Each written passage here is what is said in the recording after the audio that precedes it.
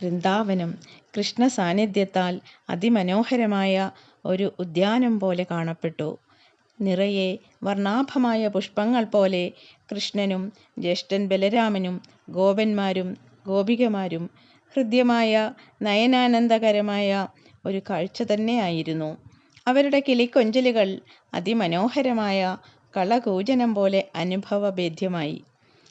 നാരദമുനി ഒരിക്കൽ മധുരാപുരിയിലെത്തി കംസരാജാവിനെ സന്ദർശിക്കുകയുണ്ടായി. ആ സമയം ദേവകിയുടെ 8ാമത്തെ പുത്രനായ കംസാന്തകൻ പിറവിയെടുത്തിട്ടുണ്ടെന്നും വൃന്ദാവനത്തിൽ നന്ദഗോപരുടെ മകനായി വളരുന്നുണ്ടെന്നും അറിയിച്ചു. ഈ വിവരം നാരദമുനിയിൽ നിന്നും അറിഞ്ഞ കംസൻ തൻ്റെ കൂടെയുള്ള അതിശക്തന്മാരായ അസുരന്മാരെ വൃന്ദാവനത്തിലെത്തി കൃഷ്ണനെ കണ്ടുപിടിച്ച് വധിക്കുവാൻ അയച്ചു. എന്നാൽ പരമപുരുഷോത്തമനായ സാക്ഷാൽ ശ്രീകൃഷ്ണ ഭഗവാന് അവരെയൊക്കെ നിഗ്രഹിക്കാൻ നിമിഷാർദ്ധം മാത്രമേ വേണ്ടി വന്നുള്ളൂ. ഇനി എന്താണ് മാർഗമെന്നാലോചിച്ച കംസൻ ശ്രീകൃഷ്ണനെയും ജ്യേഷ്ഠൻ ബലരാമനെയും മധുരയിലേക്ക് ആനയിക്കാൻ തീരുമാനിച്ചു. അങ്ങനെ കൃഷ്ണനെ ആനയിക്കുവാൻ അക്രൂരൻ എന്ന യാദവ പ്രമുഖനെ കംസൻ വിളിച്ചു വരുത്തി. കൃഷ്ണൻ പിറന്ന യദുവംശത്തിൽ തന്നെ പിറന്ന ആളാണ് അക്രൂരൻ. കംസൻ തൻ്റെ പദ്ധതിയെക്കുറിച്ച് അക്രൂരനെ അറിയിച്ചു. താൻ നടത്തുന്ന ധനുർയാഗത്തിൽ പങ്കെടുക്കാൻ കൃഷ്ണനെയും ബലരാമനെയും മധുരയിലേക്ക് ആനയിച്ചു കൊണ്ടുവരിക. അവർ മധുരയിലെത്തുമ്പോൾ അവരെ സ്വീകരിക്കാൻ എന്ന വ്യാജേന കുവലയാപീഠം എന്ന കൊമ്പനാന നിൽപ്പുണ്ടാകും. അവൻ രണ്ടുപേരെയും വധിച്ചുകൊള്ളും. അഥവാ അവർ അതിൽ നിന്നും രക്ഷപ്പെടുകയാണെങ്കിൽ ചാണൂരൻ എന്നും മുഷ്ടികൻ എന്നും പേരോടുകൂടിയ 2 മല്ലയുദ്ധ വീരന്മാർ നിൽപ്പുണ്ടാവും. കൃഷ്ണനും ബലരാമനും ഇവരുമായി മല്ലയുദ്ധത്തിൽ ഏർപ്പെടുമ്പോൾ 4 ഭാഗത്തു നിന്നും അസ്ത്രശസ്ത്രങ്ങൾ ഉപയോഗിച്ച് ചതിയിലൂടെ കൊലപ്പെടുത്തും. അക്രൂരൻ ശ്രീകൃഷ്ണ ഭക്തനാണ്. അതുകൊണ്ടുതന്നെ ആ പരമ്പൊരുളിനെ ആനയിച്ചു വരാൻ തന്നെ അയക്കാൻ കംസന് തോന്നിയതിനാൽ പരമദുഷ്ടനാണെങ്കിലും കംസനോട് അക്രൂരന് സ്നേഹം തോന്നി. അങ്ങനെ തൻ്റെ സ്വപ്ന സാക്ഷാത്കാരത്തിനുള്ള നിമിഷങ്ങൾ എണ്ണി അക്രൂരൻ സ്വയം മറന്ന് നിന്നുപോയി. മധുരയിൽ നിന്ന് വൃന്ദാവനത്തിലേക്കുള്ള യാത്രയിലുടനീളം അക്രൂരൻ ചിന്തിച്ചുകൊണ്ടിരുന്നത് താൻ കണ്ണനെ കണ്ടുമുട്ടുന്ന ആ നിമിഷത്തെക്കുറിച്ചായിരുന്നു.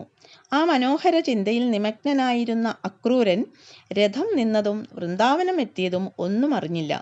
അപ്പോഴാണ് താഴേക്ക് നോക്കിയ അക്രൂരൻ കണ്ണൻ്റെ കാൽപാദമുദ്രകൾ മണ്ണിൽ പതിഞ്ഞിരിക്കുന്നത് കണ്ടത്. ഉടൻ തന്നെ അക്രൂരൻ ചാടിയിറങ്ങി ആ മണ്ണിൽ കിടന്നുരുണ്ടു. തന്നെ സ്വീകരിക്കുവാനായി വരുന്ന കൃഷ്ണനെയും ജ്യേഷ്ഠൻ ബലരാമനെയും കണ്ട അക്രൂരൻ ശ്രീകൃഷ്ണ ഭഗവാന്റെ പാദങ്ങളിൽ സാഷ്ടാംഗം പ്രണാമം ചെയ്തു.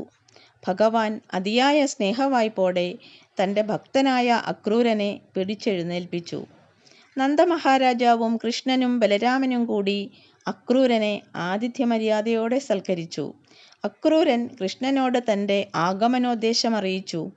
ധനുർയാഗത്തിൽ പങ്കെടുക്കാൻ കംസരാജാവിൻ്റെ ക്ഷണപത്രവുമായി വന്നതാണ് താനെന്ന് അക്രൂരൻ വ്യക്തമാക്കി. ഭഗവാൻ കൃഷ്ണൻ അക്രൂരനോട് പറഞ്ഞു, "അല്ലയോ അക്രൂര, അങ്ങയുടെ മനസ്സിൽ എന്താണെന്ന് ഞാൻ അറിയുന്നു. താങ്കളോടൊപ്പം ഞാനും ജ്യേഷ്ഠനും മധുരയിലേക്ക് വരുന്നുണ്ട്." അങ്ങനെ പിറ്റേന്ന് ബലരാമനും കൃഷ്ണനും ഗോപന്മാരും കൂടി അക്രൂരനൊപ്പം യാത്ര തിരിക്കാനായി രഥത്തിൽ കയറി. കൃഷ്ണൻ വൃന്ദാവനം വിട്ട് മധുരയിലേക്ക് പോകുന്നതറിഞ്ഞ് വൃന്ദാവനവാസികളെല്ലാം സങ്കടക്കടലിലായി.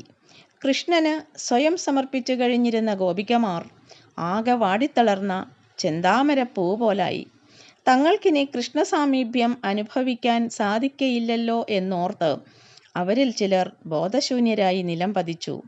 തൻ്റെ കർമ്മമാർഗത്തെക്കുറിച്ച് ഉത്തമബോധ്യമുണ്ടായിരുന്ന കൃഷ്ണഭഗവാന് മധുരയാത്ര അനിവാര്യമായിരുന്നു. കണ്ണൻ്റെ യാത്ര മുടക്കുവാൻ രഥത്തിന് മാർഗതടസ്സം സൃഷ്ടിച്ചു നിന്നിരുന്ന ഗോപികമാരെ കണ്ടപ്പോൾ ഒരു മാത്ര കൃഷ്ണമനവും ഒന്നു തേങ്ങിയോ. മധുരയിൽ പോയി തിരിച്ച് വൃന്ദാവനത്തിൽ വരും എന്നുറപ്പ് നൽകി കൃഷ്ണൻ മധുരയിലേക്ക് യാത്ര തിരിച്ചു.